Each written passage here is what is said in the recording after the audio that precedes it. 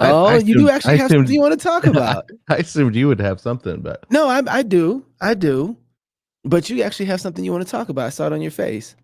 oh, I- it's just been such a weird couple of weeks um, that it has made me remember the why I got into education um, so early on, because I don't think there's any way out of our current situation without some sort of purposeful long game that we start playing that thinks generationally about rebuilding an education Okay. system. Wait. So before you, okay, let me hold that in place. Okay. Okay. You need to, within a short paragraph, describe for me the kind of situation you think we're in. Because I think when you say that, just like everybody in politics, everybody has I don't care if you're left or right, they have their own vision of what you just said of our situation. But when Right. you say our situation, define that context for me, because I don't think even inside of people who are conservative, reformed Christians, even think we talk about the same thing in that context, our situation. Yeah. So um what I what it looks like to me is happening is our culture is is breaking down into a series of rivalries in every direction. And so everybody is looking for a an identity that they can grab onto from from the group that they're a part of. But those groups are getting smaller and smaller and smaller. So um, you've got so eh, uh, you've Okay. got the whether it's the Christian nationalists who don't who aren't that aren't really drawing their identity from being American.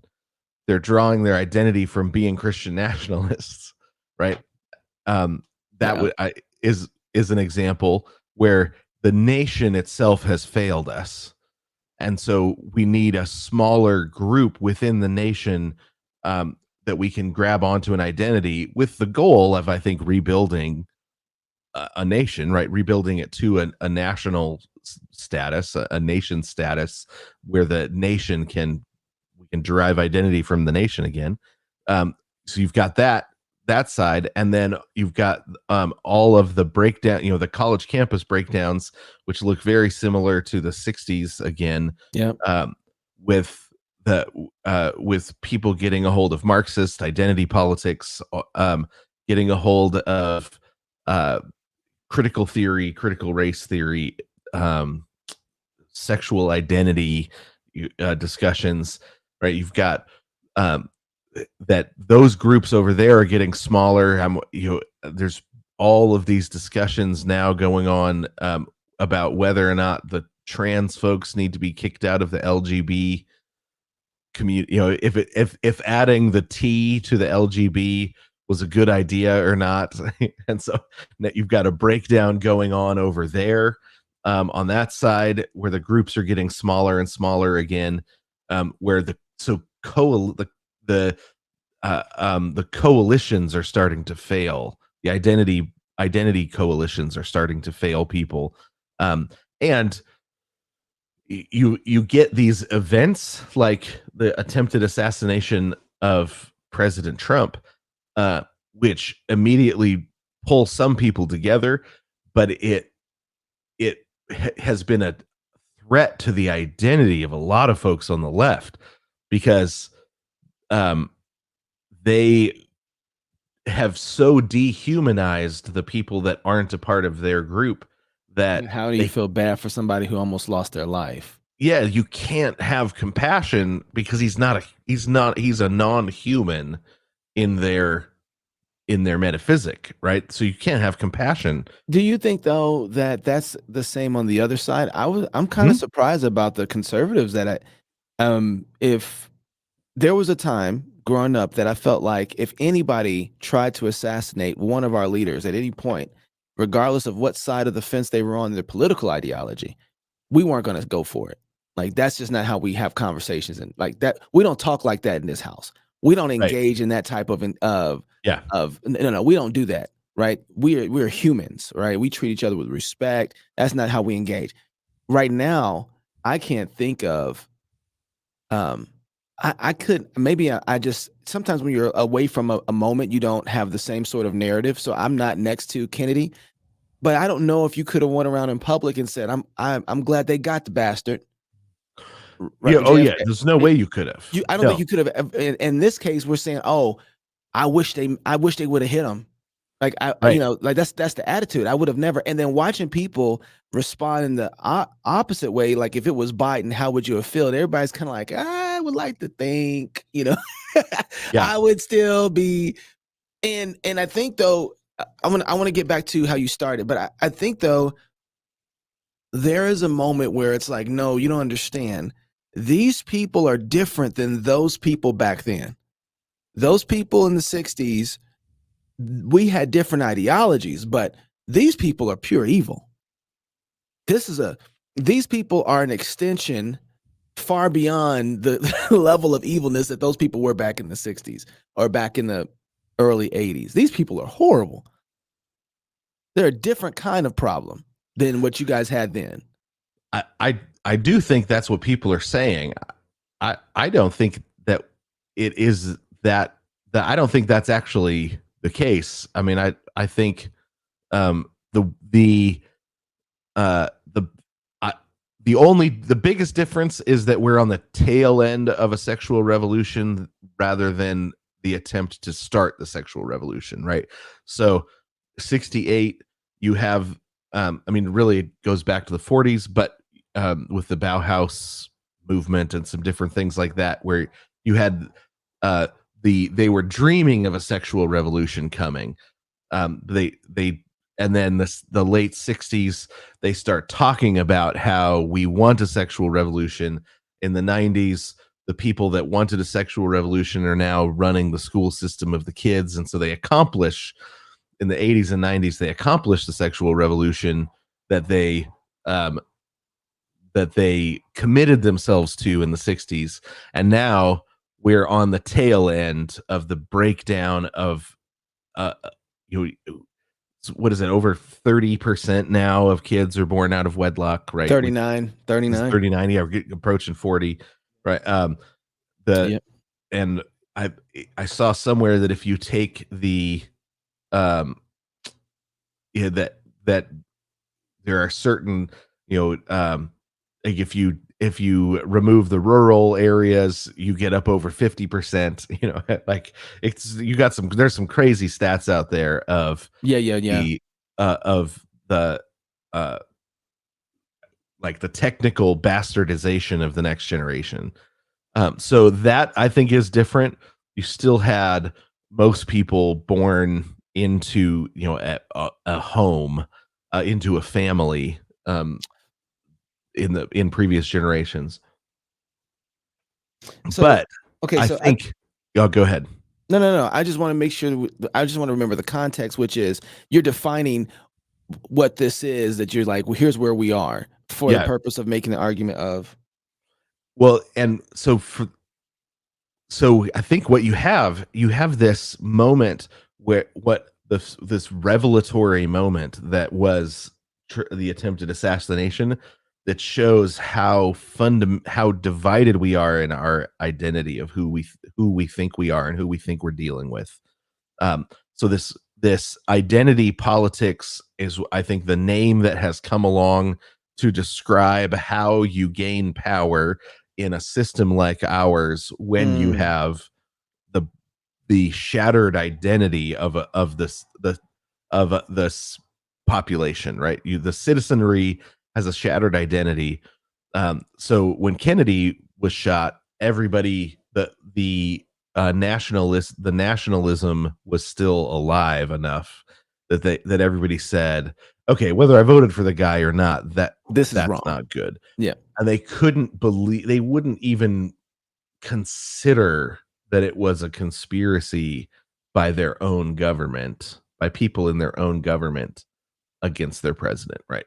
You would be mercilessly mocked. I remember when the movie JFK came out, trying to argue that there was a conspiracy, and it was mercilessly mocked.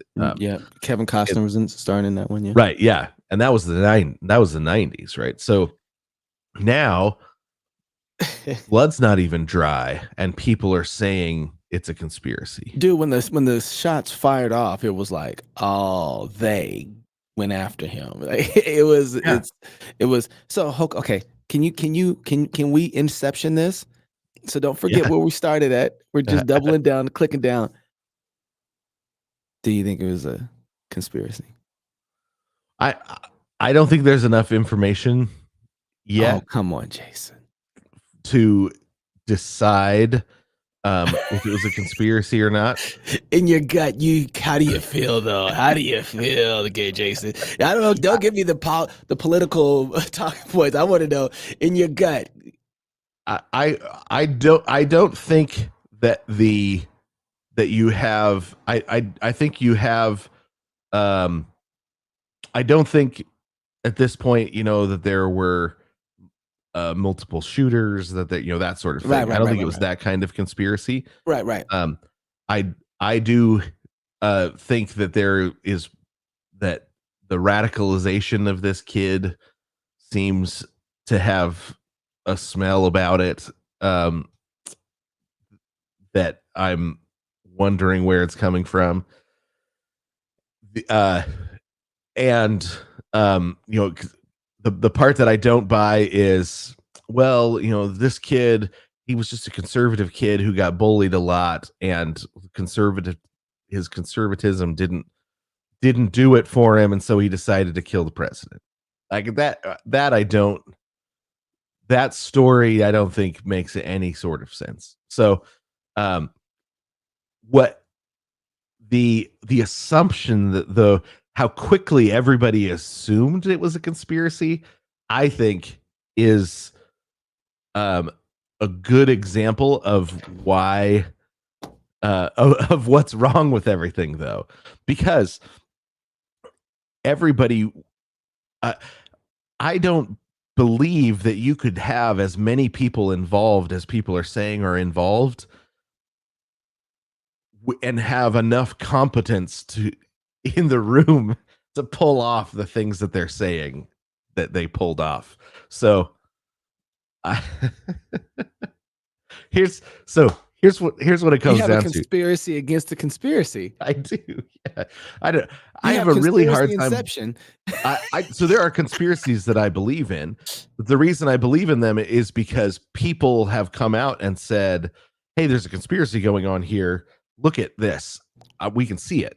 Right? The ability to hide um, conspiracies is what I have a hard time buying into. Did we go to the moon, Jason? I believe we went to the Oh, moon. okay. All Yeah. right. I'm just Yeah. wondering how far. I'm just wondering how far you. The Earth's not flat, right? No. Oh, Okay. All definitely. right. Okay. Y- Yeah. No. Yeah. Lizard people. No, I don't believe in lizard people. Is Kanye West alive? I do believe Kanye West is dead. Oh my goodness. We can't do all these at one time. All right. No, I know. All right. Yeah, All right. I think he was replaced, and I think there's two people that are combining together to play Kanye. Is Yeah, Joe so Biden alive? that I just heard about this morning. We're gonna need evidence now, man. Okay. All right. Hold on. I don't believe he wrote that letter. I- I'm sure he found out that he had stepped down late, after everyone else. like I did. He woke up and was He's like, I "Wait, I was did like, what?" woke up. He's like, "How are we campaigning today?" And he's like, "Campaigning? No, you stepped down." Am I still president? Yes, you So- for now. For so now. it's not that I don't believe in the attempt that people attempt conspiracies. I think that happens all the time. But I don't believe people get away with conspiracies because of human nature. I think human nature combined with uh, Mm. the power of the deathbed, um, has made it really difficult to keep a lid on Wait. conspiracies. Human nature compound with the deathbed. How are those Yeah, two so connected? people people don't like going to the grave with those sorts of secrets hanging over them. So then there's a huge conspiracy that people are I guess it's not even conspiracy, it's just post World War II consensus. What so then and so what people have been doing is like, hey, yo, we were put there's been consensus and effort to push us into a particular narrative after this war. And all of it is to try and create some form of, at the end of the day, maybe I'm wrong, but some form of globalism and destroy our unity as nations and make us one universal blob, Yeah. right? And that's been going on ever since the post World War II. Yeah. And I mean it's been going on really since the late 1800s. World War II, you Solidified it. had people see it as an opportunity to advance a particular version of the the global homogenization. The reason though that I believe in that is because they're saying it out loud. They're publishing books saying they're trying to do it. They're explaining how they try to do it. So it's not Um, really conspiracy anymore. It's just an act. it's a conspiracy in the sense that they're conspiring together. Okay. Um, Yeah. they conspire together to control the narrative. That's one of the things that they conspire together to do, and they say it out loud. So, and this is why I think the missing education piece is so important, because one of the things that kept global homogenization from happening in the past was the educational system of Western civilization. The educational system of Western civilization made it possible to see your neighbor as fully human and not a threat, even though they're different than you, um, because of the Christian education that said that the thing that holds us together isn't a shared is a shared nature. So if I run into a person here, a person there, where I'm running into other humans, and so we're going to have certain things that are the same, and then the things that are different, they used to call accidents. So if you and now accident means something that's you know, wasn't under control, but that's not what the word used to mean. The word used to mean things about us that weren't flowing directly out of our nature, but were flowing from either our nurture, or were flowing from the particular circumstances that we were in.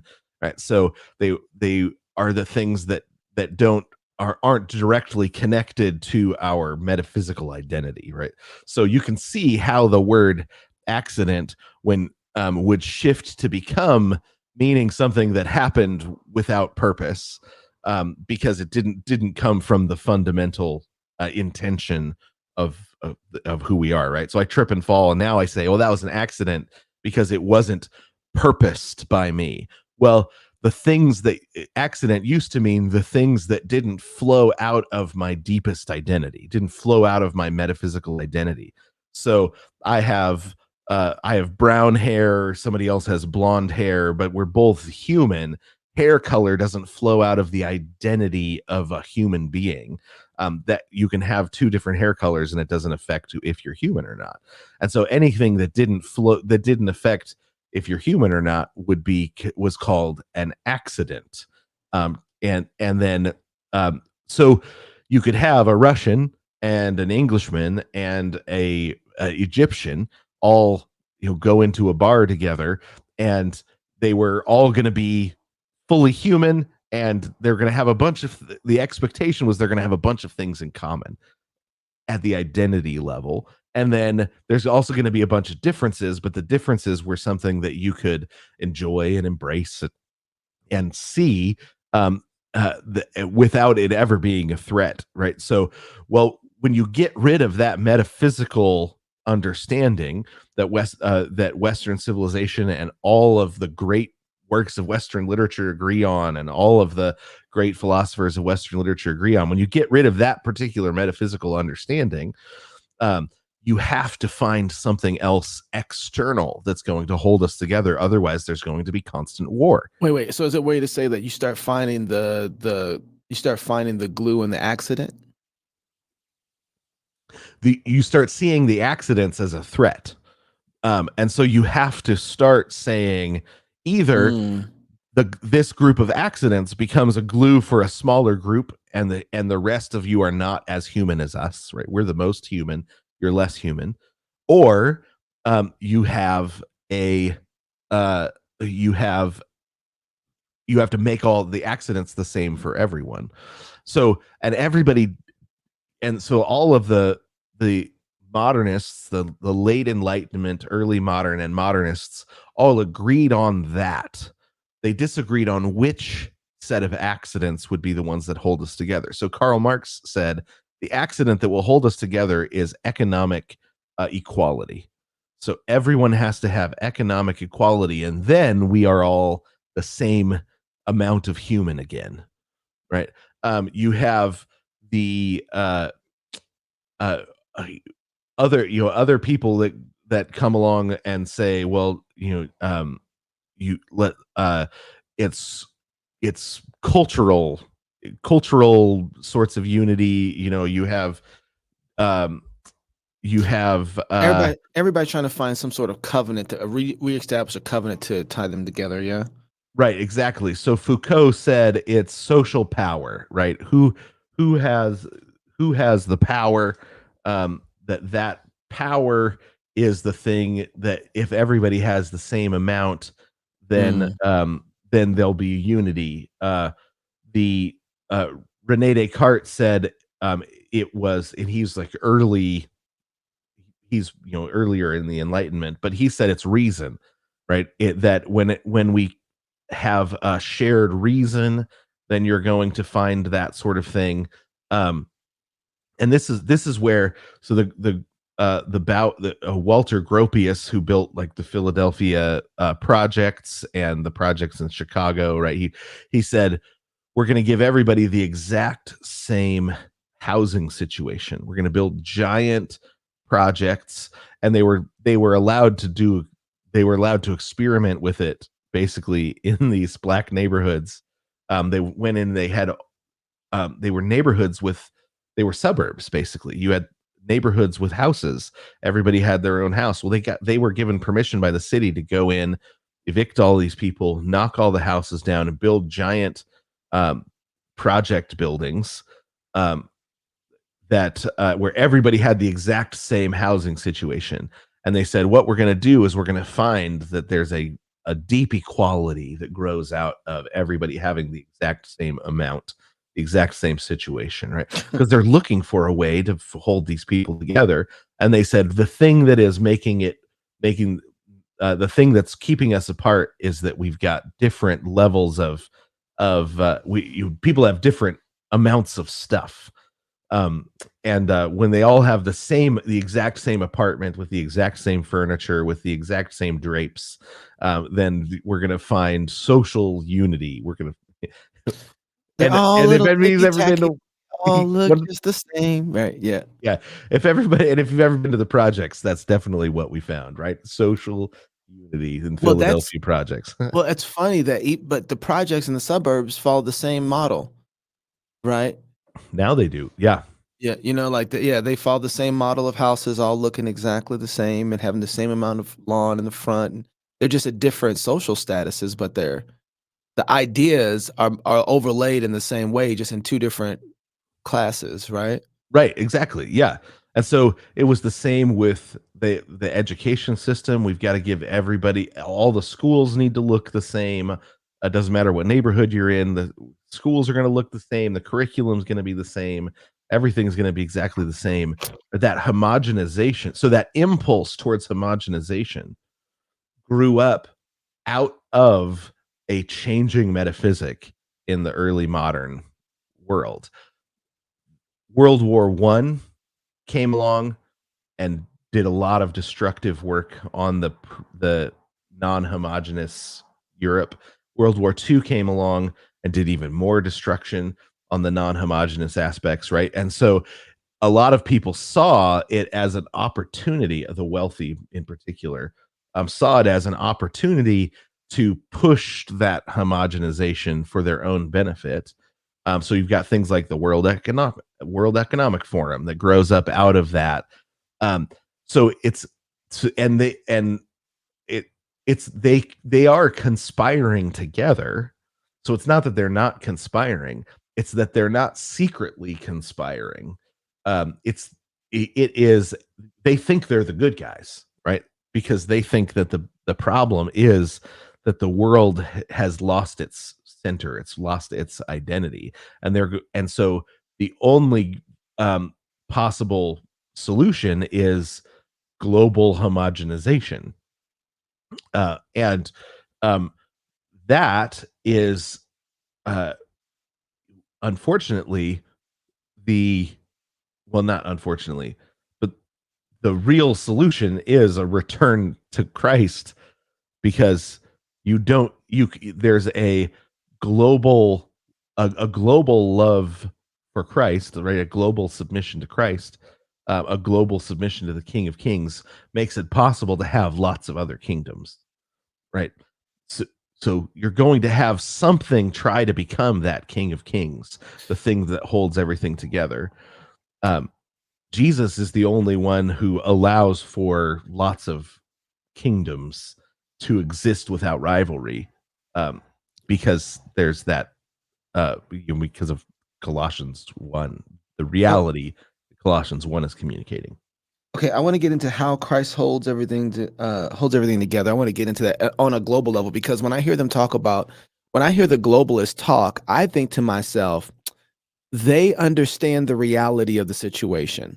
There has to be a unifying thing that holds everything together in a human form, in a covenantal form. There's always a hierarchy. They're not missing that, right? I think they're rightfully understanding that in one sense, because um, every knee shall bow, every tongue confess that Jesus Christ is Lord. That's the top, right? So I believe in a form of a globalistic reality in that sense, right? The global reign of Christ.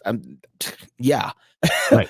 So I want to understand though, how is that different in a second? Like, how does that work? But I want to get first into, you said that the reason you got into education was to kind of deal with the global.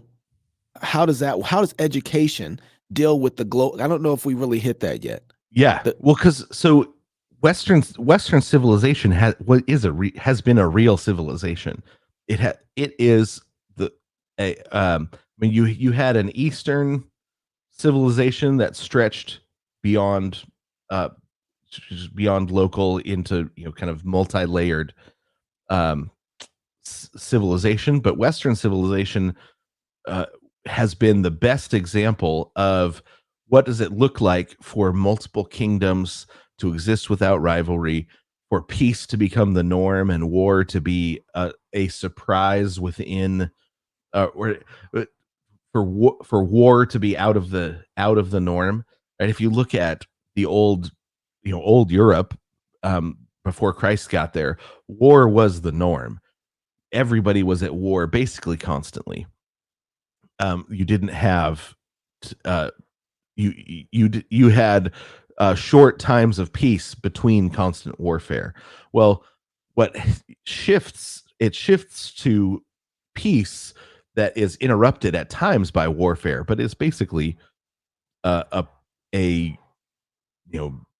peace throughout all of Europe.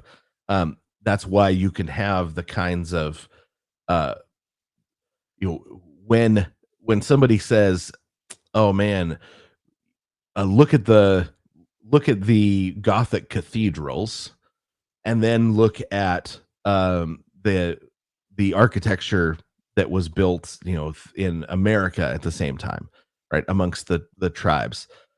If the conclusion is, man, those Europeans, they are better at this sort of thing, then you've missed the point, because the architecture of Europe looked just like that tribal architecture if you go back to the year 200 BC, right before Christianity came along and made it possible to have multiple generations work on the same architecture. Yeah. Um, you didn't have that because you didn't have enough peace, right? The men needed to be training in war and defending the space that they had. They didn't have time to build. The same way Well, with technology too, right? same way Like with you yeah, technology, right? yeah. Yeah. So, but once you have uh, Christ conquer Europe, you start to have the peace that it takes to have a 400-year building project, because you start on something that is going to take 400 years, but you expect it to still exist in 400 years. You don't think war is going to come through every other, twice every generation and destroy everything. Um, that's what it takes to build culture. Well, what you look at something like the Carolingian Renaissance. So when Charlemagne um, was able to bring peace amongst a whole bunch of tribes, a large number of tribes, under through his reign, right? His and one of the things that he provided was a school for every village and town in his reign, right? You could if that so people could learn to read and write, and they could build libraries, right? Because there was going to be peace. Well, once they had that education and they realized the possibilities, and when you had, let's say you were in France, but your school teacher that Charlemagne had sent in was a Brit, right? He was from the tribe of the Brits. Well, traditionally the Gauls in France and the Brits were mortal enemies, but now he's bringing you an education, and you have to respect him because Charlemagne put him over you, and you discover that this British that this Brit, he wouldn't be British yet, but he was Brit. This Brit named Alcuin loves your people, and he wants to help you learn how to write down your stories because he sees value in them, and he wants to tell you his stories as an Anglo-Saxon people. And he helps you become literate so that you can pass your poetry on to your children, and then he wants a copy of it to take so he can show it to his people, right? So that sort of um, Christian humanistic love of neighbor ends up growing and making it possible to build all sorts of things, including um, build a multi-kingdom peace that ends up being called the Holy Roman Emperor, and it spreads throughout all of Europe, and it makes it possible to have things like, okay, if you've got um, an Italian city state going to war with a with you know a city state up by the Black Sea, something like that. You have they show up, they both bring their troops, and then everybody meets in the middle, and and it's more like a giant chess match, and nobody gets killed, right? And so you still have a battle, but it is a battle in which people are taken hostage, and whoever ends up with the most number of hostages at the end wins the battle. And then they go through the process of making a treaty, and then they return the hostages to one another, right? And that battle that happened, quote unquote, that battle that happened, everybody respects the outcome of it. And if somebody accidentally falls off their horse and gets killed, everybody stops so that they can be taken off the field, because nobody's supposed to die in this battle, right? You have those sorts of battles in the 1300s happening, where because you still have things break out where you need to go to war, but you have battles happen where everybody hopes nobody dies. Well, that sort of peace, that is what makes it possible for Gothic architecture to grow up. It makes it possible for the Italian Renaissance, for the English Renaissance. It makes it possible for this great learning to grow.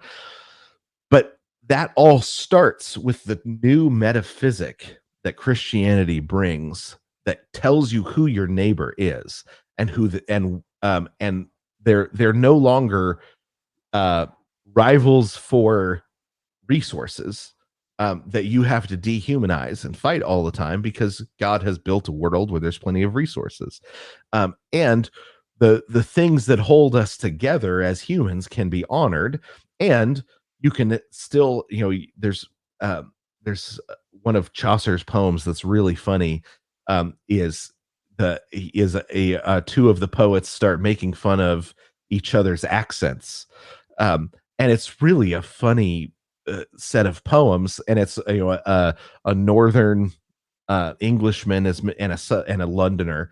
They're making fun of each other's accents, and it'd be the equivalent of like somebody from Brooklyn and somebody from the South, Yeah, somebody from Alabama, because who it's start making actually fun of each other's accents, and it's really fun. It like actually draws them towards one another.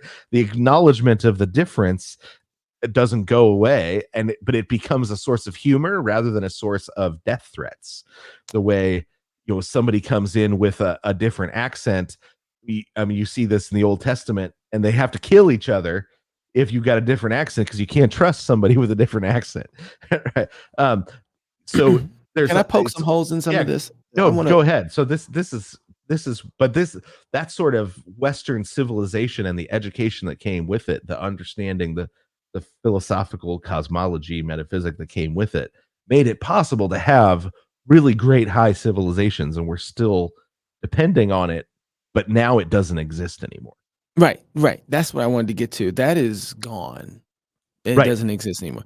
And when you're talking about defining your neighbor, when the other side is using an overflow of people who don't share your um, worldview, don't share the love of your country, the history given to you, the religious foundations of your country, and they are using that as a way to completely overrun the Christian foundation in which your country has a little glimmer of hope left.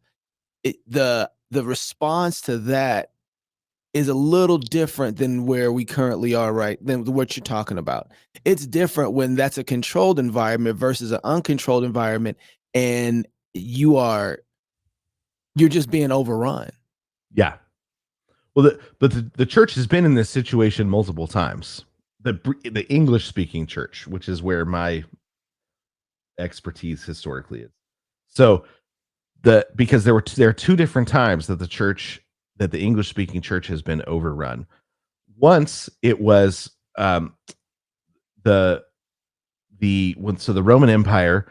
One of the things, and this is the this so global homogenists, anti-Christian global homogenists have always thought this way. One of the things that the Roman Empire used to do is they would take a people that they had conquered and they would move them into an area that they were having a hard time conquering to dilute the the loyalties to one another, right? So that's where the Samaritans come from. The Samaritans were moved into Israel as a way to dilute the Israelites' ability uh, to hold together as a culture when the rest of the Roman Empire was being diluted into was being homogenized. Multiculturalism.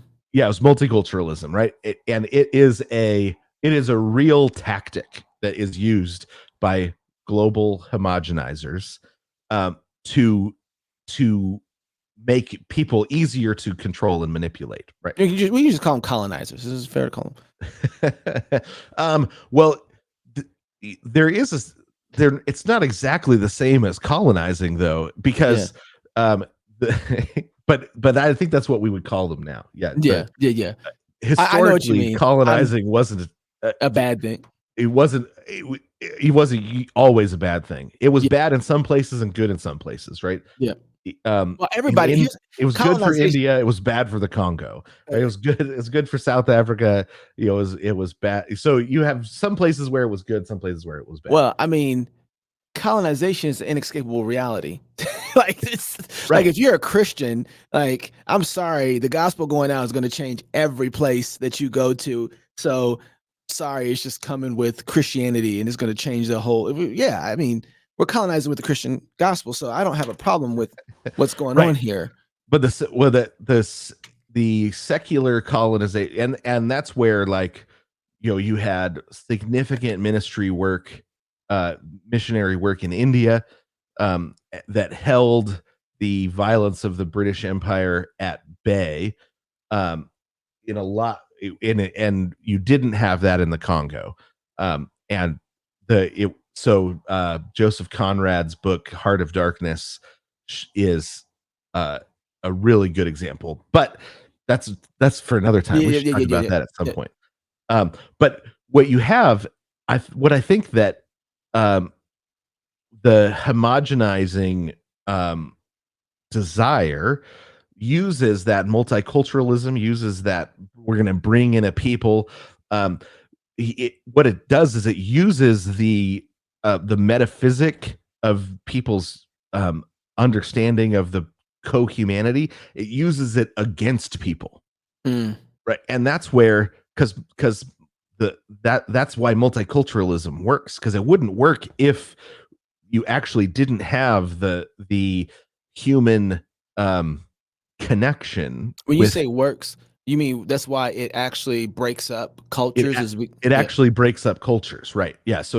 Um so so the Roman Empire did this, and what happened was, they, in England, so you have this growing Christian influence in England, and then and the but the Roman Empire is bringing people in, um and uh it ends up breaking down the Brits, uh, so that so that they have to depend upon the Roman Empire, and then the Roman Empire falls, quote unquote. I mean, it took 100 years or so, but they withdraw all of the civic support that the Roman Empire put in place of the cultural supports that they had undermined, right? Because you've got cultural, familial, tribal support systems for a society, that are getting undermined. But the reason that they're undermining them is so that they can provide them, and that gives them control, right?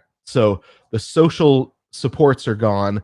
But then the Roman Empire, which had been providing, um, the those supports in its place, it has to withdraw, because, Rome falls, and the judges and the police aren't getting their paychecks anymore, so they go back to Rome.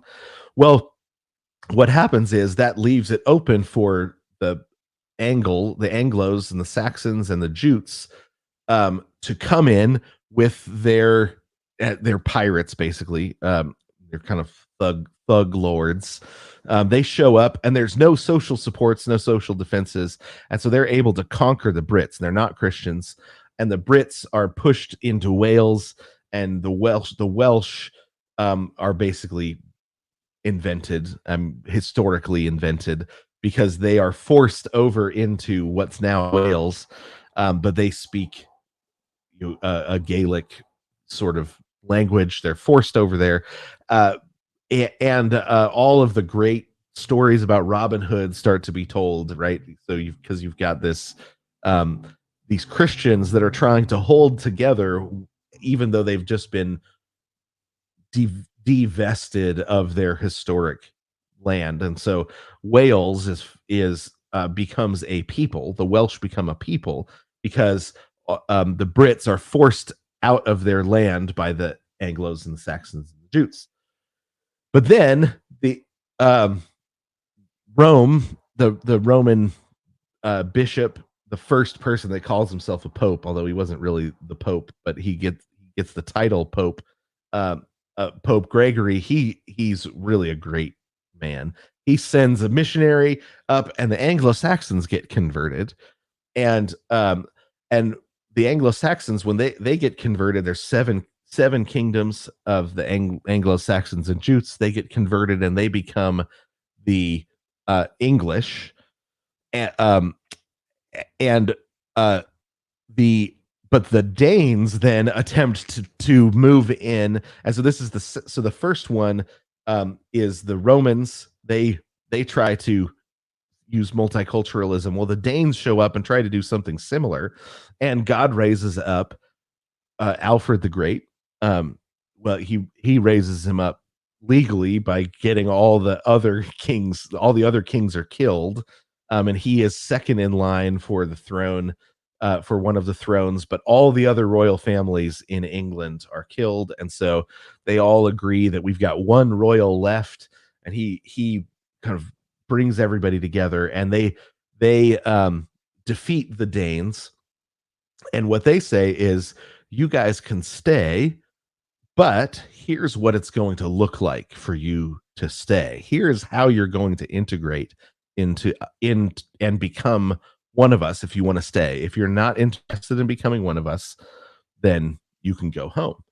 And you have an a a social integration setup, um, opened up to people, so that the Dane laws make it possible for these people to become English, right? To join the society and bring what they have in with them, right? Whereas the Romans said you have to give it up in order to find unity.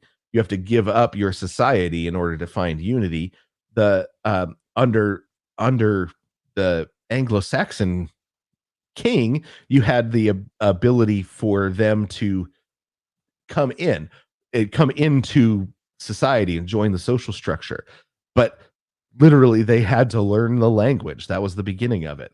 And if they came in and there was any sort of every royal family, they had to have the person in charge of the royal family had to know English and Latin, right? They had to be say, we are joining, not just becoming English, you are also joining Western civilization, right? You're joining this civilization that has come to us, from the Bible, that's come to us from Greece and Rome, right?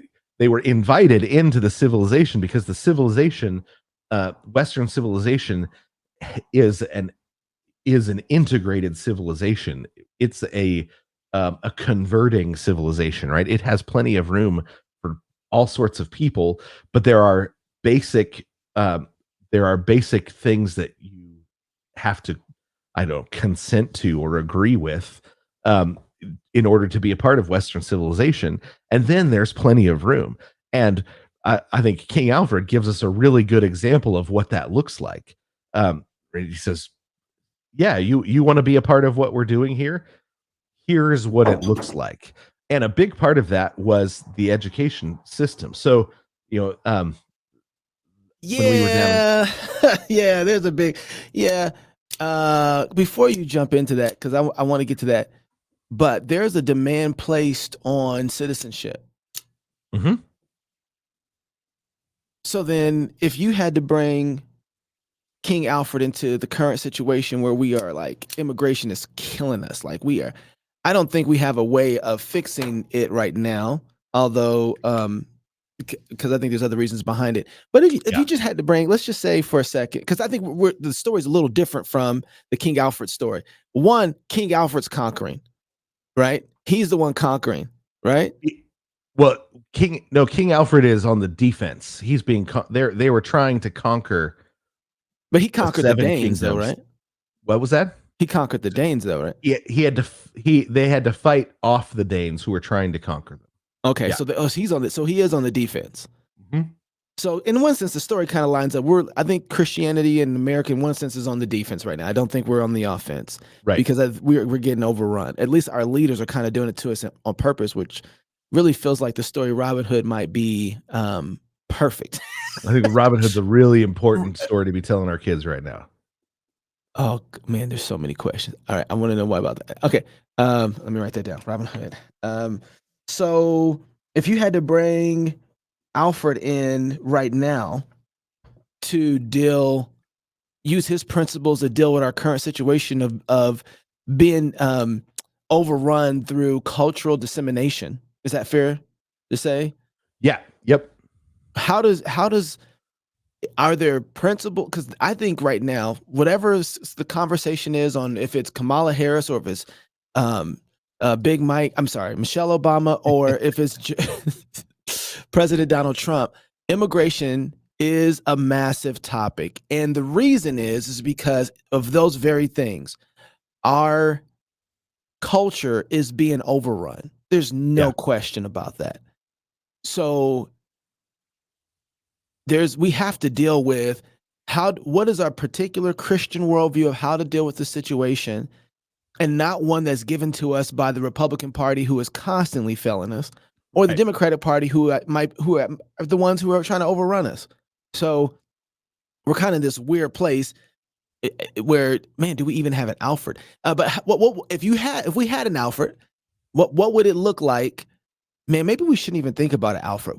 How do we do what he did when you don't have leaders who know how to do that? Yeah. Might So be better. Maybe deal with I it if we had Alfred, and then what do we do if we don't have an Alfred? yeah.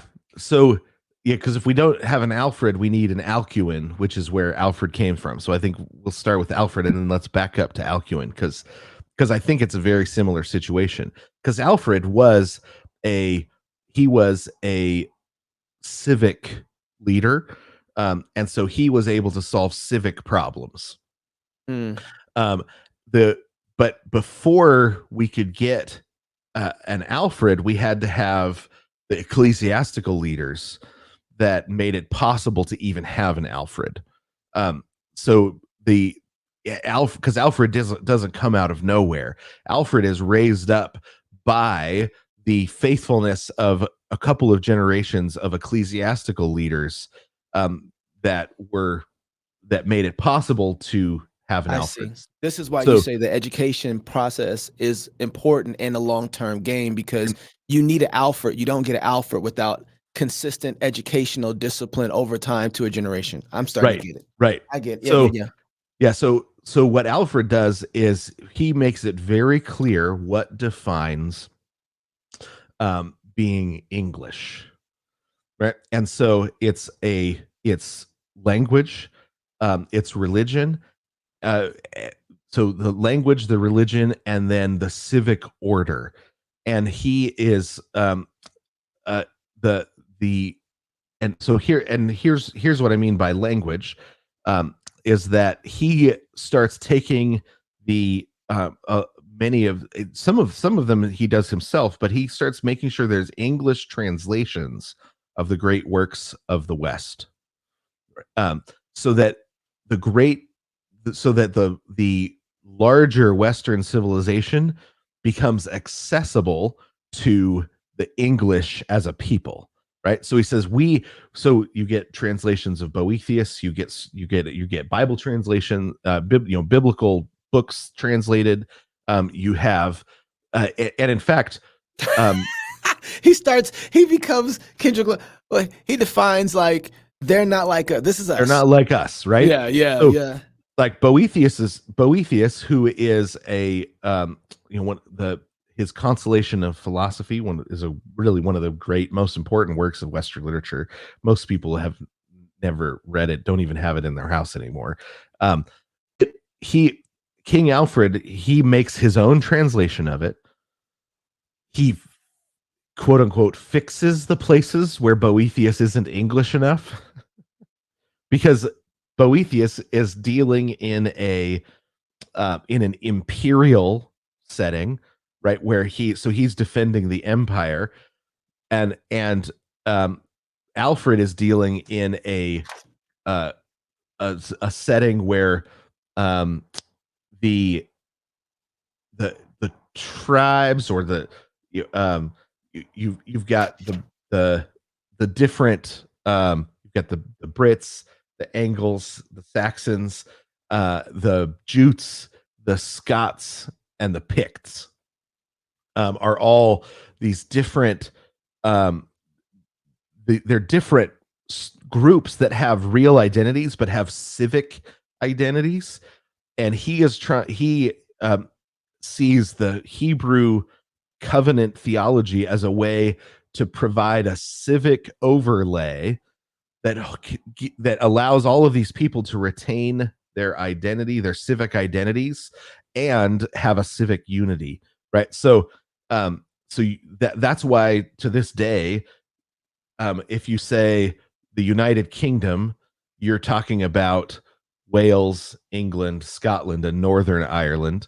If you say the British Isles, you're talking about the Isle of Man, Scotland, England, Wales. If you say England, you're talking about England. If you say British, you're talking about England to Scotland, right? You've got different words to describe different civic overlays, and all of them are real, right? You've got real civic differences and real civic unity.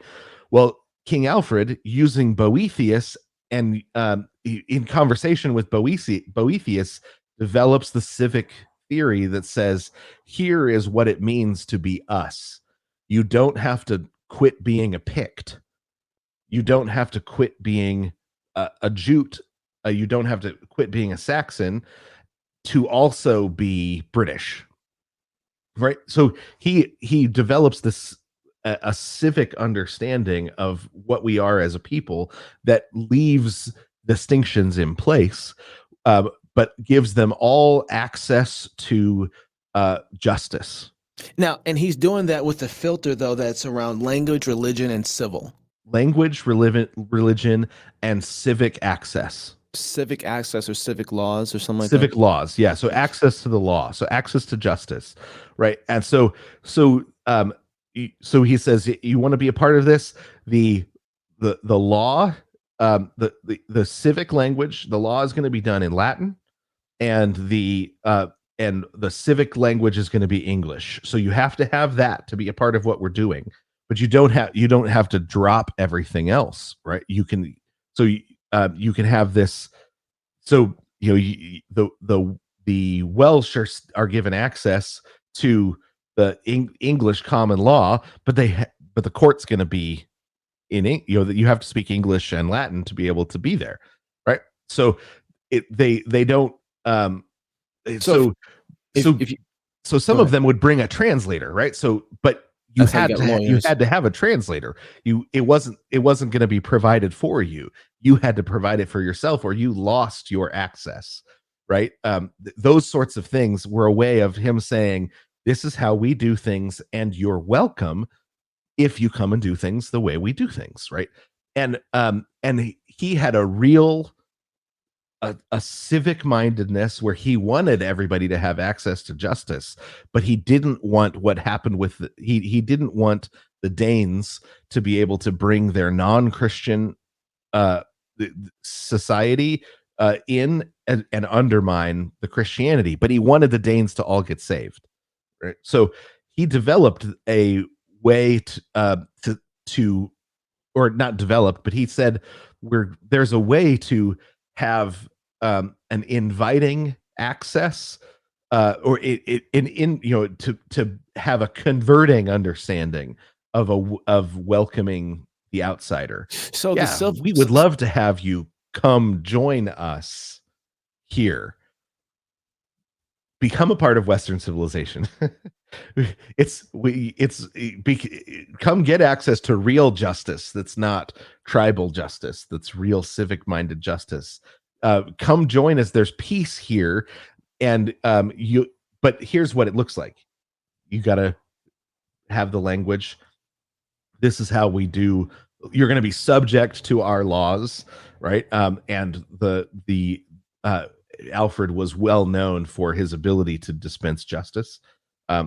Everybody wanted him. If you were innocent, you wanted Alfred, right? Because of his justice. And he knew and understood the civilization that you were being invited into. He loved it. Okay, so got so many questions.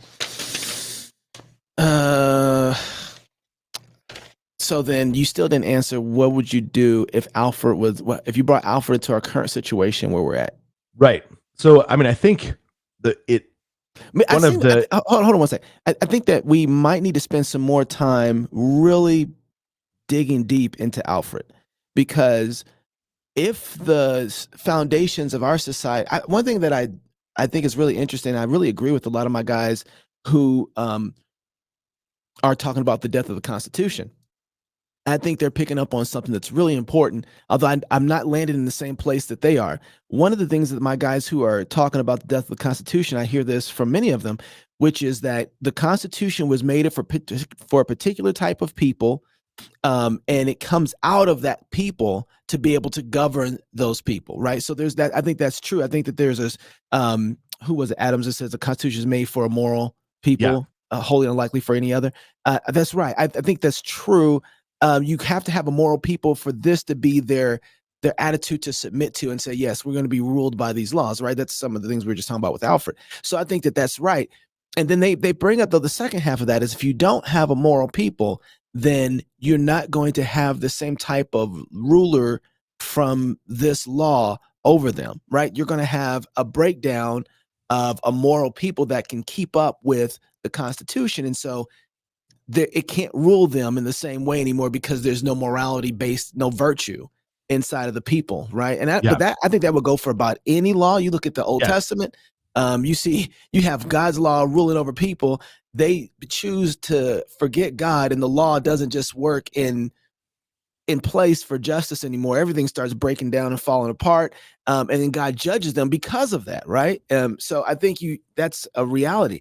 The problem, though, and so then the argument becomes: if you have a people who don't have virtue, who then can't be ruled by a law that's made for people of virtue, then you are needing something else to rule these people that brings virtue back, right? And so there is a process of a cycle that they feel a lot of people are arguing for that says we're going to have to go through this cycle in order for us to be able to attain virtues, in order for us to be able to have a law over us. And so a lot of people are saying we need some sort of strong arm political leader that rules with the iron fist in one way or another to get us back to a place, to get these people who are not virtuous back to a place of virtue. And so they're looking for someone who is a bold, strong Christian to bring in good, strong laws to rule with an iron fist. Here's my problem. I don't think you get that person from the people you just told me we have. Right. You don't get a strong, virtuous George Washington to come in here and rule if the people can't produce virtue in and of themselves. What you're going to get instead is Napoleon. Yep. You're going to get someone that none of us will, because that's all we can produce. And so we're Stalin, something like that. And so you're going to have to go through it. If I think there is some sort of cycle that you have to go through, but I think you're going to have to go through, maybe it's the educational side, what you're talking about. We're going to have to say, okay, how do we hold up what we currently have in its form? Because it's worked for us without breaking the fifth commandment and throwing away what our forefathers gave us. I think that's important. Although I do think that our forefathers said from time to time, you might need to cleanse this thing up a little bit to get it to work or redo it. But how you hold that up at the same time, build so that you can have a reinforcement. So you need some sort of scaffolding because you're in the building process for a cycle to go through 20, 30 years. So you don't lose what you've established and you can have something in its place to hold it up to be stronger and better moving forward. Right? So Yeah. I just said a whole lot there. No, but I think so. I mean, my take on it is, but you're seeing the same thing. Like you're seeing the same problem, you're seeing the same issue. Right.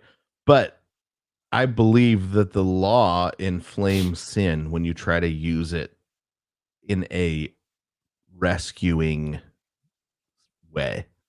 Right. So if we think, well, if somebody we could get a more righteous people if we had a stronger leader to come in with some better laws, I think you actually are going to end up worse off if you try to solve it that way, because I don't think the law does that. Right. I don't think if God's law doesn't do that, how much less are man's laws going to do that? Right. So laws don't create virtue. Okay. So let me push on you real quick. So if somebody comes in here and says, we're just going to implement the law, we're going to stick to the law, we're going to fight with the law. We're going to uphold the law. You're like, yeah, that's not going to work. The uphold the law, I think, is what we need to do, though. So Hmm. um, because this is where Alfred, I think, was really what was important about what Alfred did is he said the law as it currently exists, we're going to start by beginning to enforce it. That was the beginning, right? What laws do we already have on the books? We're going to start there, right? And so that was a big part of his um, kingdom, was establishing the what became the foundations of the common law system by saying what is our law right now. We're going to get it written down, and then we're going to enforce the law as is, and then we'll begin reforming the law, and improving the law and putting the law through its paces and trying to get better lawyers. They didn't really have lawyers yet, but better judges, better, get everything in place and so work on improving the law.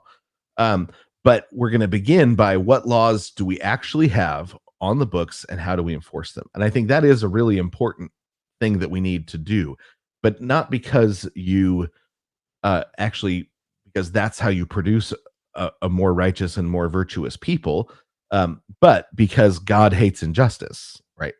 He doesn't want us.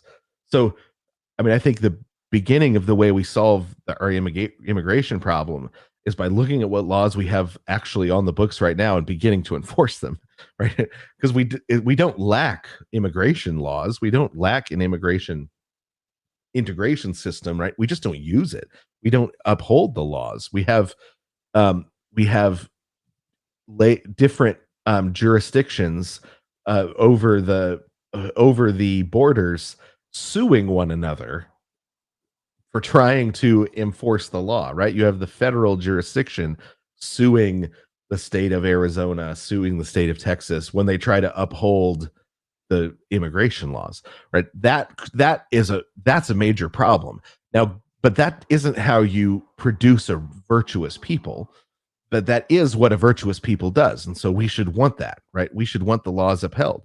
Um, you produce a virtuous people uh, by means of preaching the gospel, and then discipling people, right? You disciple into virtue. You don't law people into virtue, right? So people are people's because the law can't change the desires and the loves of a people, right? The desires and the loves of a people need to be transformed towards virtue, and that can't the law just simply doesn't have that kind of power, right? It's not created to do it anyway, but it doesn't do that, right? The law, it is a different sort of thing that God has given us, a different tool. So it's a little like, uh, if you're trying to if you're trying to get screws in, but you're hitting it with a hammer, or you know, hitting it with a uh, you know, yeah, if you're hitting it with a hammer, you actually end up destroying a lot of wood that way, right? And could break the screw. You can break the screw, right? Because but the problem isn't in the screw or in the hammer; it's in the use of those two. Whereas Mhm. if you've got a drill or a screwdriver and a screw, um, you find that things actually come together in the way they're supposed to. Well, the preaching of the gospel is the screwdriver that gets a screw sunk, right? That's how you sink a screw. The means of grace, the preaching of the gospel, the the sacraments, day in, day out, communal life of the church, church discipline, those sorts of things that are the normal means of grace that we don't employ right now, right? Can As can the American church does not employ the normal means of grace, and so we don't get the normal effects of grace, right? what We do you don't mean get a means of virtuous means of people. grace? What do you mean by that? The ways that the places where God promises to meet his people, right? So when it says where two or three are gathered, I will be in their midst.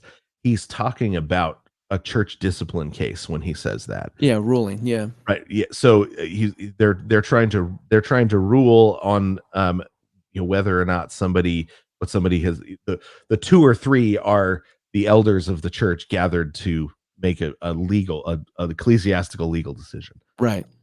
That's a means of grace. God promises to be there As we're in trying to rule on that situation. in that situation, right? He promises that he will be with us in the day in, day out church discipline, a day in, day out normal church discipline case.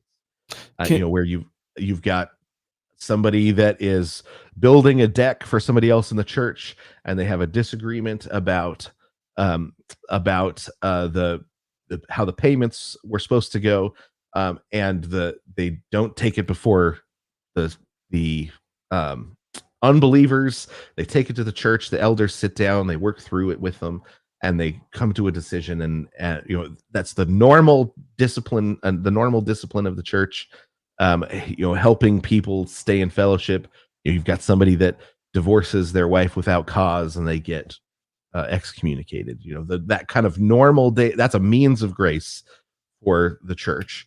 The Lord's Supper is a means of grace. God promises that He will meet us there. He will give Himself to us there. He will deliver grace and forgiveness and identity and hope, and He will feed us. Right, all those things. Normal means of grace, baptism, and then the preaching of the word. Like the normal means of grace. We don't employ any of those, but then we think, oh, but we better go get a.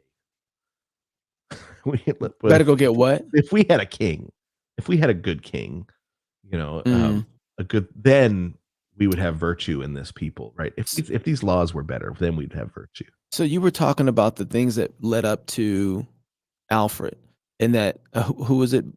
Alcuin. I mean, Al- yeah. You have Alcuin, and then you have, and before that, you have Augustine of Canterbury, oh, who's the missionary that shows up to really bring the gospel in Anglo-Saxon for the first time, the language of Anglo-Saxons for the first time.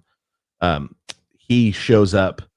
Uh, he doesn't speak the language, but he stops in Gaul, in France, what's now France, and hires a translator, and they head over, and they are the first ones to bring the gospel to the English, and they have a very successful ministry. It's about 40 men that show up as missionaries together and have a very successful ministry there, over a couple of hundred years, and that produces Alcuin, who is really one of the greatest minds that ever spoke English. Right? Just a brilliant man, and he's the one that translates the Western civilization educational system into English.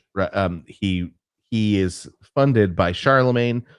He sets up in the Carolingian empire. He sets it up, and then he translates the liberal arts education, which is the education of a free man, right? A man free to free to live, free to think, freed from uh, what they would call local prejudices. It doesn't mean the same thing that we mean by that. Because he's joined the conversation of Western civilization, so he has learned how to see things from multiple angles, and so his mind is freed from dealing in prejudices and can deal in principles. And so he translates that all into English, and he's one generation before King Arthur. Well, his letters, he exchanged letters on how to rule as a Christian king with Charlemagne, and Alfred got or was able to get a copy of those letters, and he based the way that he ruled as a Christian king on Alcuin's advice to Charlemagne, which Charlemagne took sometimes and didn't take other times, but Alfred always took, right? And so, what about Arthur? You said Arthur too. did I say Arthur? I meant Yeah. Alfred. Okay. Arthur Arthur grows. Arthur is based on a one of the kings of Wales, and he is developed in the imagination of the English speaking people as the great, as the ideal Christian king. Mhm. Um, so he's actually important as well, but he grows up later. Okay. He grows up out of But he Alfred was a Welsh king, but Alfred, he is he it receives the inheritance of this Christian education of the West. He receives the inheritance of an English, a brilliant English pastor who thought deeply about civic organization, thought deeply about Christian rule, Christian civic arts, Christian liberal arts, and was able to get it all written down. Alfred receives all that inheritance and then establishes the English throne, or reestablishes the English throne on these principles. And all of the international constitutionalism now comes from Alcuin and Alfred, um, and their work on civics, right? So now, almost every country in the world has some sort of constitution. That is a principle that was developed between Alcuin and the Magna Al Carta, right? mm, Over the course of about 400 years of 500 years of English civil law theory, as Christians wrestled through these things, they developed, the idea of the constitutional republic, the constitutional monarchy, constitutional layered authorities with checks and balances, and all of that. Well, you have that all over the world now, even in non-Christian places, because of Alcuin and Alfred and the justice and the righteous, like Deuteronomy says, right? That the world will look at, the nations around will look and say, "Man, I wish we had laws like like that." that, yeah. Right? So that's literally what happened, um, with Alcuin and Alfred. So, as you're talking, I thought about this earlier and I didn't write it down. I can almost talk to, I will say 95% of most pastors in America, right? Okay, I'm gonna move that. 98 to 99% of most pastors in America do not have a civil biblical order at all. How did we get to a point that if you look at, like, if you, Alcumin, is that, did I say it right? Alcumin? Alcuin, yeah, Alcuin. Alcuin. Alcuin. If I had the money, I would A-L. get all of his older works translated into modern English, but someday, that's one of my life goals. That's one of the reasons I want to make a bunch of money. Wait, so is this works available right now anywhere? Some of them are. A lot of them are available, but only in Latin. Um, or there's a really great. Well, yeah, Is it Alcuin of York? Alcuin of York. Yeah, I'm looking on Amazon right now. The Poetry of Alcuin of York. Church History there's 101, highlights of the 20th century. Okay, I need something. St. Clair Ferguson did something. A Mind Intent on God, the Spiritual Writings of Alcuin of York, an introduction. Douglas Dales. You got to give me something to read. Theology and Thought, Alcuin. I, I've got a book of his sermons that's really good. Um, yeah, I'll You have to send me some. Okay, send you some so stuff. so I brought that up because as you're talking, Alcuin had, it sounds like his religion and civil policy were not separate. Yeah, absolutely not. And And I and his spirituality was deeply civic, but also deeply spiritual. Right. those weren't disconnected. They weren't So disconnected. we are so fragmented by most pastors. I mean, you look at them, they have no, and I have to agree with Stephen Wolf on this. Like these pastors, and when it comes to civil policy and politics, they're horrible. Mhm. Like almost most of them just are horrible. They have no idea of how to actually run a biblical society at all. Right. But then at the same time, I see guys who know how to run civil policy who have no religious standing whatsoever either. There's no harmony between what you talked about earlier, where it's the languages, logos, communication here, with the civil side ethics, and the law, along with the religion. Like there's no, Yeah, we think in all three of those things separately, and then we try and make one do the job of all of them. They don't right. overlap. But I think this is where, and um, what's nice is a pastor doesn't actually have to know all of the civic answers.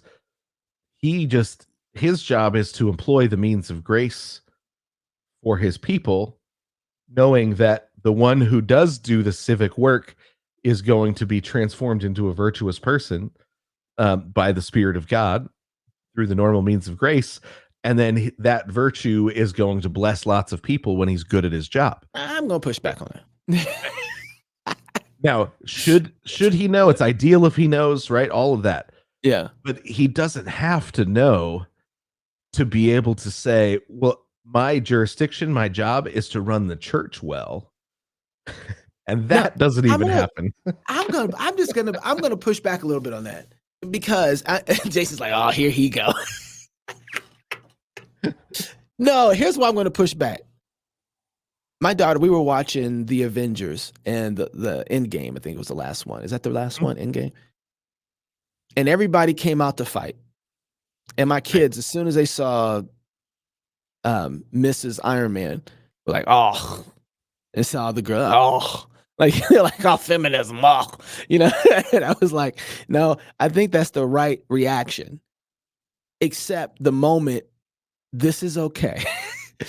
They have literally the bad guys at the door. Everybody needs a gun. Everybody needs to be shooting that direction. This is for all the marbles. They failed way before now. This is not a normal thing. It shouldn't be a normal thing. They shouldn't be engaged in this. I agree, but this is like, if this is like we got war going on, and I'm putting guns in your hands like Patriot, right? Like the Patriot. Y'all got to shoot, right? Yeah. That's that moment. It'd be ideal if they weren't here, but here they are. Yeah. And they have to be, because everybody's got to shoot right now, right? It would have been great to see everybody if they were guns. I mean, Spider-Man's a boy. He's got to shoot, like, right? So they don't have the option. I think we're there where it maybe at some point pastors won't have to care as much.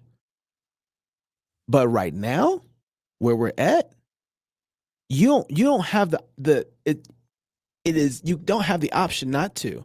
We are in the same place in a lot of ways, maybe a little further along, like a nation that does not have any form of moral backing and understanding about where it came from. And you're going to have to teach everything from scratch, which means your church government is going to have to function and act like a civil authority in a lot of ways, and judge a lot of things. Now, you don't have the authority to kill someone and to flog them and all that stuff like that. I'm not saying that. But the way that you structure your authority in things of business, you're going to have to look, and you should anyway, like a real government functioning between people's civil interests, right? You're going to have, this is what Paul talks about. Like, don't take these kind of things to the pagans, right? Like, don't do that. You guys figure out how to solve these things amongst yourself when it comes to these disputes. There's other things where we don't have the authority to deal with that. Yes. But I don't have any sort of like pass to give these pastors right now. I just don't have one, because I think it's their neglect to see the time and the moment of where we are, and for them not to have some sort of biblical understanding of how it's supposed to work, and the structures and civil policy. Like, they have to know that. Like, you have to be able to know that, because if you don't, then I know that your church isn't modeled in such a way to deal with these kind of issues to be a model for the government, right? I was struggling. Oh, how long ago was this? 6 years ago, before we started getting all the trans folks in sports and everything like that. I was having a hard time with Reformed biblical pastors of status that people would know, who would have a hard time saying if a woman should be a police officer. I don't know. I guess, could be. I don't know. depends on her make, you know. I'm like, really? Who are gung ho now about like, oh, we don't need any more men playing in women's sports and the whole trend. I'm like, well, yo, you had your opportunity back here to be clear about what the makeup of a woman is and what she's for. And it's hilarious. Hilarious. Now all of a sudden, the Secret Service agents, Trump gets shot in the ear, and everybody's like, yo, where's the man at? And I'm watching these guys and I'm saying, why is he the tallest one on stage? why is he? Yeah. Yeah. And anyway, I think there's too much of a pass given for guys to say, if you go and you go to seminary, they don't teach you this. We're at a place where you're at a place where we have to rebuild society. We have to, right? This is where we're at. And I'm not saying that the preaching of the gospel doesn't transform people. I believe that.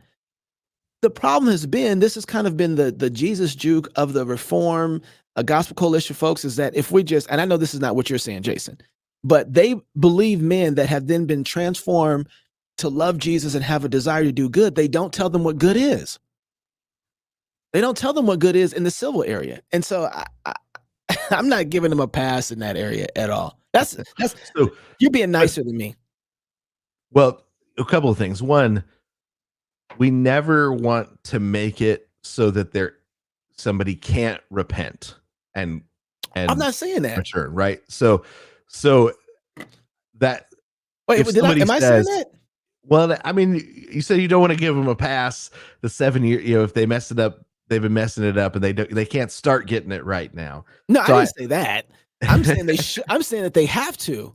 They do need to. But here's the thing: is in seminary, it's not just that they're not getting a civics education; they're not getting an ecclesiastical education. Granted, that's why they don't have a civil one. And I think that if they were getting an ecclesiastical education, if they were getting liturgics, if they were getting education on what justice is, on how to use church discipline in a just way, right?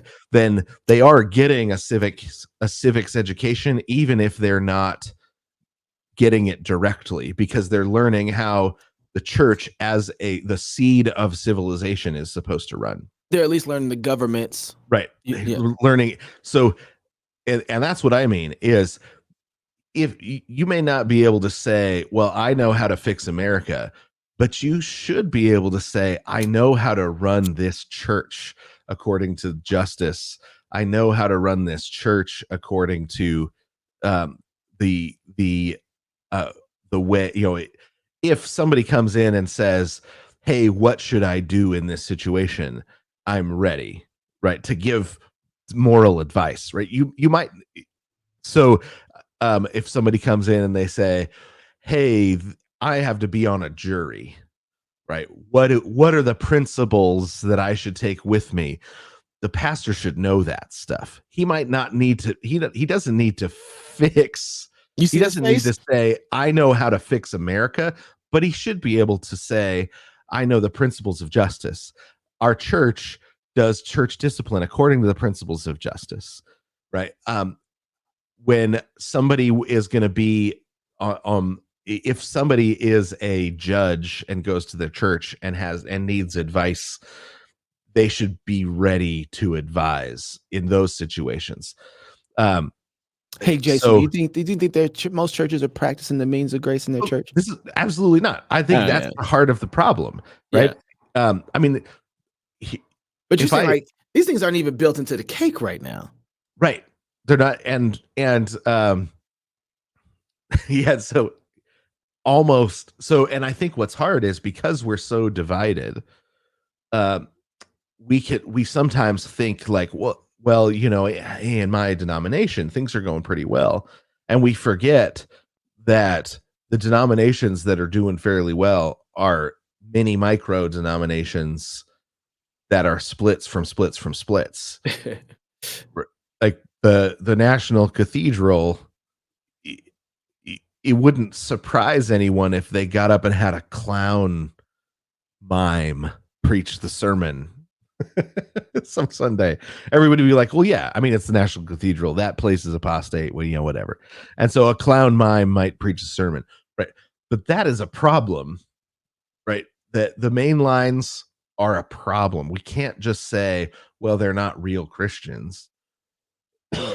That's not how Mm, this sort of civic ecclesiastical structure works. Those um those the when the PCUSA in the late 90s had to put pressure on the church out on the East Coast to fire their pastor after he came out publicly as an atheist. They wanted to keep him, and the denomination had to say, okay, well, that's too far. And they had to have a debate on the floor of whether or not they should be forced to fire a pastor who comes out as an atheist. That is the church, right? That's the church in America is like that. We have got to get our act in order. We've got to be able to start to tell the difference. We've got to start employing church discipline. We've got to, I mean, we can't, the church, and like that might not be your jurisdiction, but you do have a jurisdiction, and you need to get your jurisdiction in order. um that when the Roman Empire suddenly disappeared, uh people would, the one of the reasons that England was converted so easily is because you could go get justice at the church. You could go in, and you and your neighbor could go in, and they would work through an issue with you and tell you who was in the right and who was in the wrong. Right. When the civic sphere stopped giving justice. Um, and we've got to get our house in order ecclesiastically. so what did you take offense, or what did you find what I was saying that, because I was watching you, usually you'll nod, but you just kind of looked at me. So what did I say that you didn't like? I I think that we need to be really open to people coming to their senses and be able to say, "Oh, you're coming to your senses now? Great. This is Do you good." think they're coming to their senses? There are people that have been. I think COVID has brought a lot of people to their senses. Okay. And Okay. a lot of them don't have the theological framework to know what to do with this, with their eyes being opened suddenly. And if we are, and so I think we need to be open and ready to be able to say. So Let me ask here's that. here's Go here's how ahead. I would put it. Right now, if we come to our senses, Ezra is where we'll be, where everybody looks around and says, "Wait, how do we build this thing?" And everybody's like, "I don't know. I've never seen a functioning temple. I've never seen a functioning church. I grew up in a mega church and I love the Lord, but I don't know how church is supposed to function because they ran the whole thing like a corporation. What is an actual ecclesia?" And somebody says, "Well, hey, Ezra's always in the library. Um, somebody go get Ezra." And he shows up and they say, "Hey, how does the temple work?" And they're like, "Okay, you actually need an altar first, right? We're going to start with an altar." Um, Ezra could have said, "Oh, now you need me," right? But he didn't. He said, "Okay, we start with an altar. Let's lay a foundation, and we're going to build an altar." Um, and he didn't know what he'd spent 30 years prepping for, but he was prepping for the moment when everybody came to their senses. We need a massive coming to the senses, and it's going to be people that literally have no idea how a church is run. They don't know what the means of grace are. They don't know what a confession is, right? We need all those people as they come to their senses. We need to have, I think, big smiles and open arms. And so I didn't have a smile and an open arm. Is that what you? I I am very smiley and very open armed. What are I you talking think about? I think you are, and I But think I'm gonna spank you at the same time. It's like I'm gonna give you a little bit of like, now you knew better. I guess it's not everybody. It's not like I don't expect a lot of common folks to know better. So I have a different and here's part of it. I know I'm not the smartest guy in the room. That makes me dangerous because I know I'm not the smartest guy in the room. And I know a lot of guys in the room who are extremely smart. And I'm looking at them like, I know you know better. I know you know. I read your books. I'm here because of the stuff you've written. What are you doing? Right?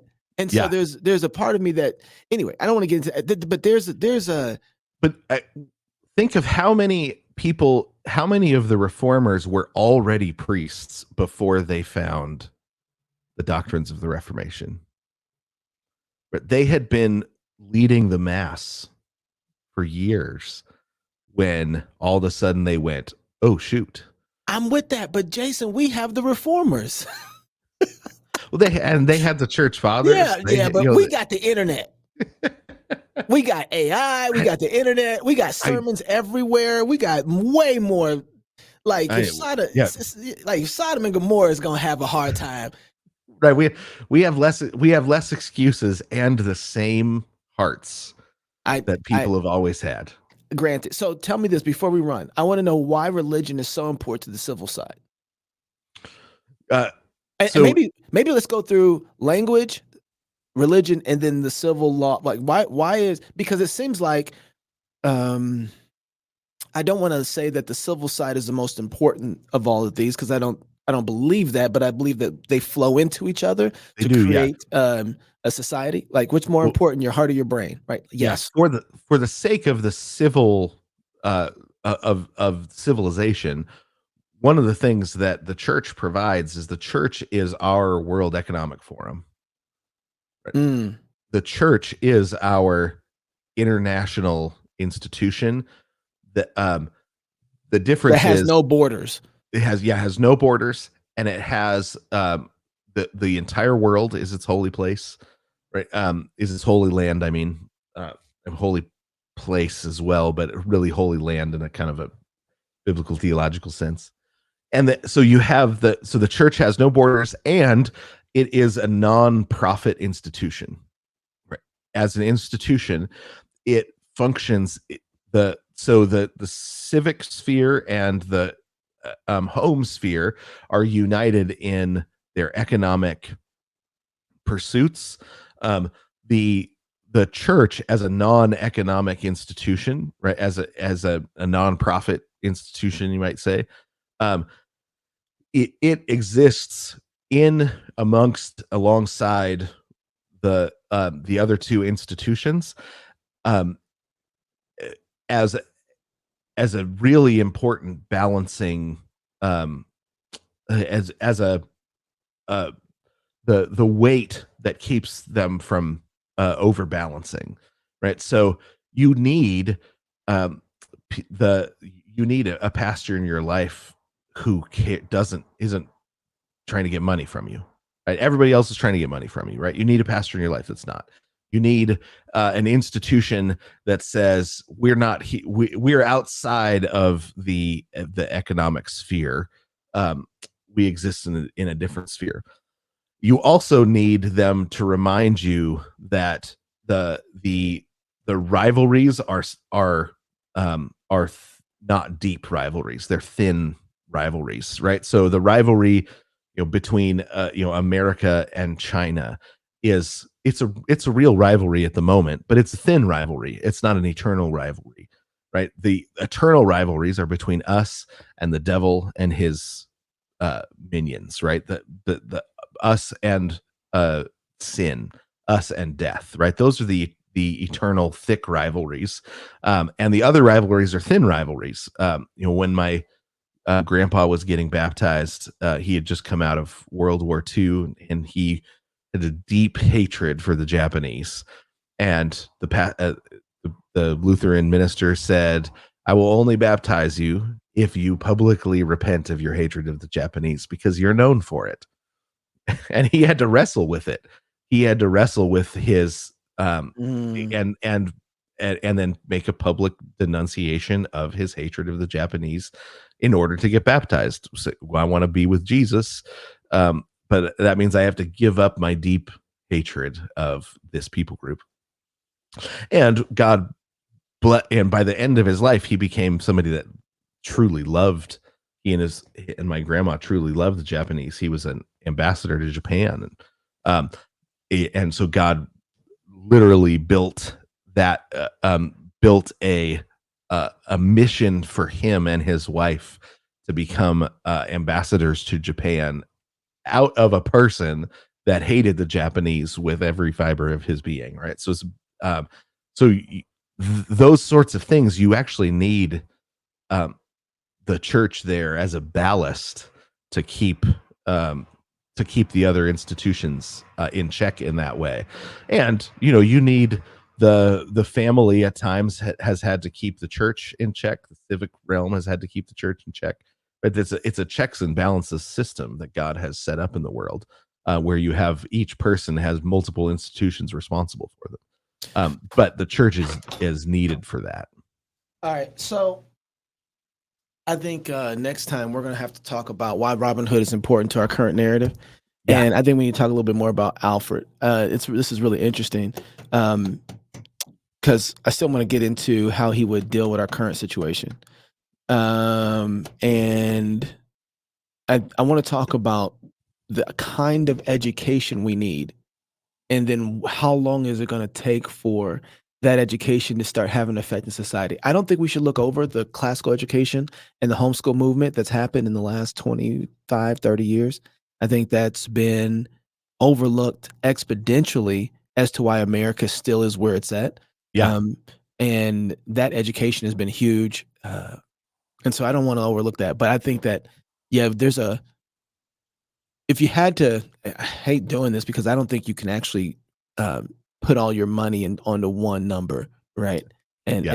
and roll the dice because you have to have multiple things operating at the same time to hold society together. So it's always a bad idea. But if you have to put all your eggs in one basket, are you putting your eggs in the basket of education over 20 years?